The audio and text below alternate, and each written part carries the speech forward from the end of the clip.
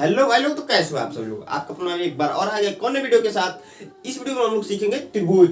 देखिए, जैसे कि आपने थंबनेल में देखा, ये हमारा पॉलिटेक्निक का क्लास कोर्स है, जहाँ पर हम लोग क्या करते हैं, जो मैथ के सीरीज है उसको कंप्लीट कर रहे हैं। तो देखिए, यहाँ पर हम लोग नई चैप्टर स्टार्ट कर रहे हैं, क्या त्रिभुज आपका, जिसको इंग्लिश हम लोग ट्रायंगल बोलते हैं।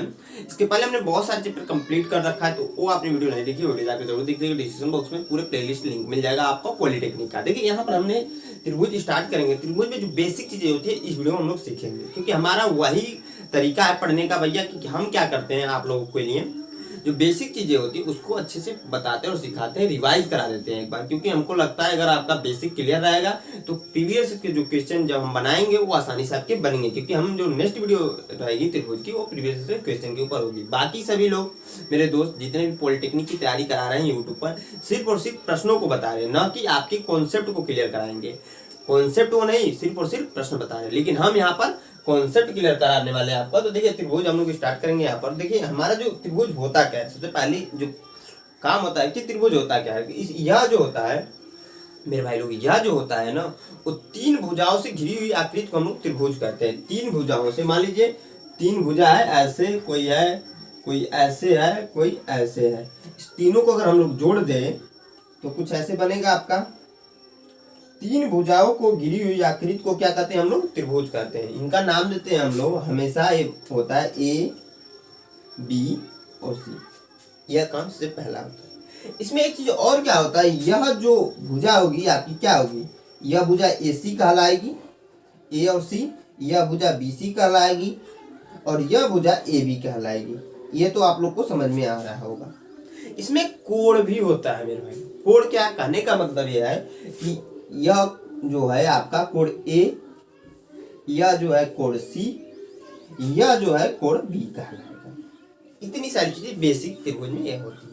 अब हम लोग जानेंगे क्या त्रिभुज जो है कोणों के आधार पर त्रिभुज कितने भागों में होता है, उसको हम लोग सीखेंगे। तो देखिए, इसको मैं मिटा देता हूँ।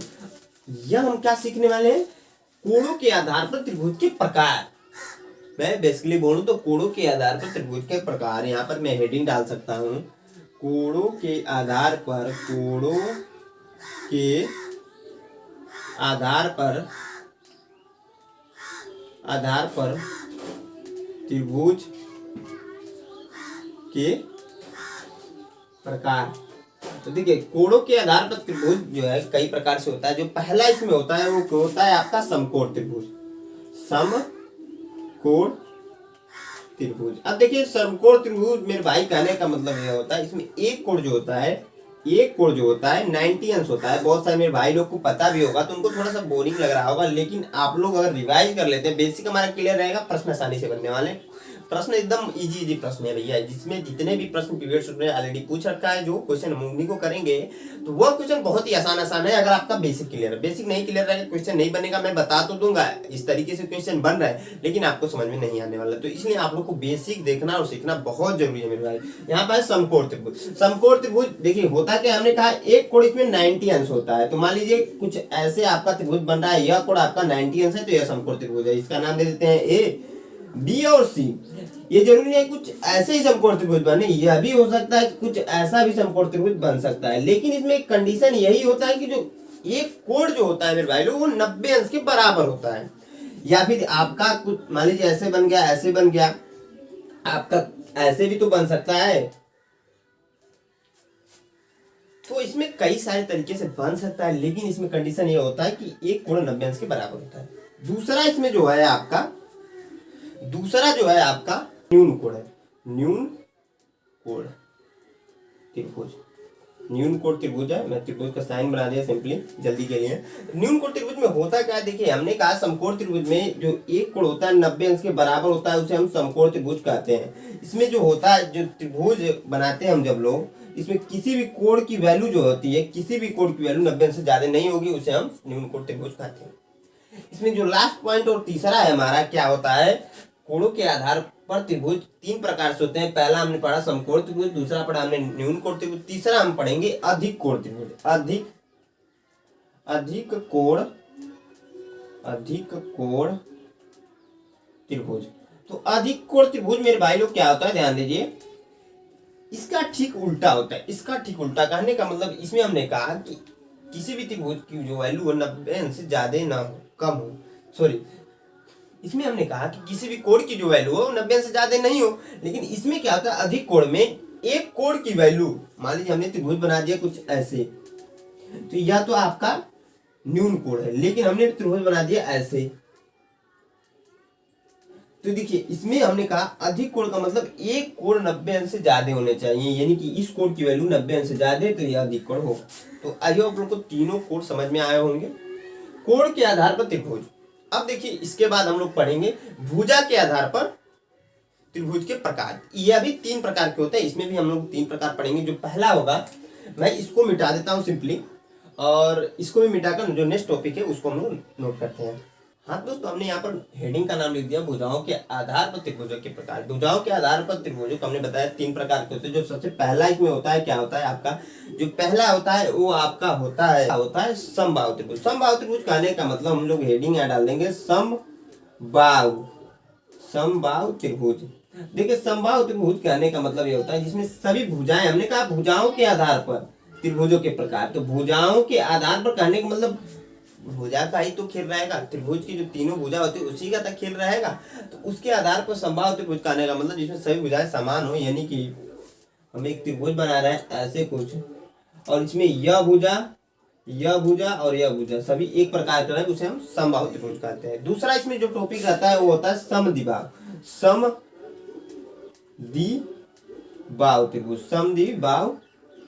त्रिभुज। समद्विबाहु त्रिभुज होने का कहने का मतलब यह होता है इसमें 2 भुजाएं समान होती है, एक भुजा समान नहीं होती है। यानी कि आपका हमने त्रिभुज बना दिया कुछ ऐसे, और इसमें यह भुजा इस भुजा के समांतर है, लेकिन यह भुजा नहीं समांतर, उससे हमें कोई प्रॉब्लम नहीं होगी, इसे हम समद्विबाहु त्रिभुज कहते हैं। इसमें जो तीसरा होता है विषमबाहु त्रिभुज।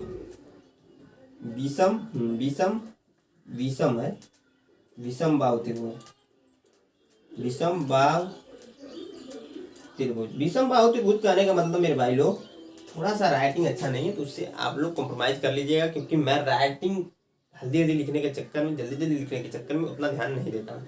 तो विषमबाहु त्रिभुज में क्या होता है कि इसमें कोई भी भुजा एक दूसरे के बराबर नहीं होगी, यानी सभी भुजा अलग अलग लेंथ की होंगी। यानी कि हम कह सकते हैं, देखिए इसको आप लोग ए मान सकते हैं, सारे भुजा को, इसको आप ए, इसको बी कह सकते हो आप लोग। इसमें क्या होंगी, आपका ए भी अलग है, बी भी अलग है, सी भी अलग है, यानी कि कोई भुजा एक दूसरे के समांतर नहीं होगी, इसे हम विषमबाहु त्रिभुज कहते हैं। ये होगी भुजाओं के आधार पर त्रिभुजों के प्रकार। अब देखिए इसमें कुछ परिभाषिक शब्द हैं, उनको भी हम लोग सीखेंगे, तो मैं इसको मिटाकर उसको सीखता हूँ। जो तथ्य हैं इन त्रिभुज के आधार पर कुछ परिभाषिक शब्द, वहां पर दोनों का उपयोग होता है, कोणों का भी और भुजा का भी, तो उसको ध्यान दीजिएगा आप लोग। मैं इसको मिटाकर अगला जो टॉपिक है उसको यहाँ पर नोट करता हूँ। हाँ तो स्टूडेंट, जो हमारा अगला टॉपिक है उसको हमने यहाँ पर नोट कर दिया। ध्यान देखिए क्या कह रहा है कि त्रिभुजों से संबंधित कुछ परिभाषिक शब्द है। अब देखिए इसमें जो पहला है वो आपका है शीर्षलंब। जो पहला है आपका शीर्षलंब। शीर्षलंब क्या होता है, ध्यान से देखिए आप लोग, ध्यान से समझिए। मान लीजिए हमने क्या किया, त्रिभुज बना दिया, इसका नाम दे दिया ए, इसको नाम दे दिया बी, इसका नाम दे दिया क्या, सी, क्योंकि नाम तो देना पड़ेगा ना। आप लोग आते हैं, हम लोग आए इस धरती पर, हमारे माँ बाप ने हमको, आपको, सबको नाम दिया है, सबके माँ बाप ने अपने पुत्र को नाम दिया, वैसे हम लोग यहाँ पर इस सभी का नाम देंगे। अब देखिए यहाँ पर हुआ क्या, शीर्षलंब कहने का मतलब इसके, मान लीजिए शीर्ष से हमने एक लंब डाल दिया कि इस पर बीसी पर, तो हम लोग इसको नोट कैसे करते हैं, देख लीजिए। वहां पर हम लोग क्या करते हैं, बी, इसको मान लीजिए डी है आपका, तो एडी जो है लंब है बीसी पर, ऐसे हम लोग नोट करते हैं। इसका साइन कुछ ऐसे रहता है आपका, उल्टा टी समझ लीजिए, एडी लंब है बीसी पर, ऐसे हम लोग नोट करते हैं। मान लीजिए हमने बी से डाल दिया ऐसे कुछ इस पर लंब, यहां से भी डाल दिया कुछ इस पर लंब, इसका नाम दे दिया हमने डी, इसका नाम दे दिया ई, इसका नाम दे दिया एफ। तो इसको नोट आप लोगों ने, मैंने बता दिया यहाँ पर, माने एडी का हमने ऐसे लिखा, तो बी ई का भी ऐसे ही लिखेंगे भैया, एसी, कि बी ई लंब है एसी पर, और ठीक इसको भी लिख लेंगे, तो सी एफ लंब हो जाएगा आपका ए बी पर। ये 3 चीजें हो गई। एक चीज और ध्यान दीजिए, इसे हम लोग क्या कहते हैं, क्योंकि तीनों जो है एक दूसरे को टच करते हुए एक रेखा पर मिल रही है, इसे हम प्रतिच्छेदक रेखा कहते हैं। क्या कहते हैं? प्रतिच्छेदक रेखा। यह पहली आपकी टॉपिक हो गई। इसमें दूसरा इसमें है आपका क्या? मध्यिका। मध्यिका। अब मध्यिका क्या होता है, ध्यान दीजिए मेरे भाई लोग। मध्यिका इसके आस होता है, थोड़ा सा चेंज होता है। देखिए इसमें हमने क्या किया, शीर्ष लंब में, शीर्ष ए से हमने लंब डाल दिया बीसी पर, बी से लंब डाल दिया एसी पर, और आपका सी से लंब डाल दिया आपका ए बी पर। लेकिन इसमें क्या होता है, मध्यिका में क्या होता है, हम त्रिभुज बनाते हैं नॉर्मली से। इसको मैं मिटा देता हूँ क्योंकि आप लोग नोट करना चाहते हैं तो नोट कर लीजिए, मैं मिटा देता हूँ यहाँ पर। अब देखिए यहाँ पर हम क्या कर लेंगे, एक और त्रिभुज बना लेता हूँ मैं, छोटा सा नन्हा सा।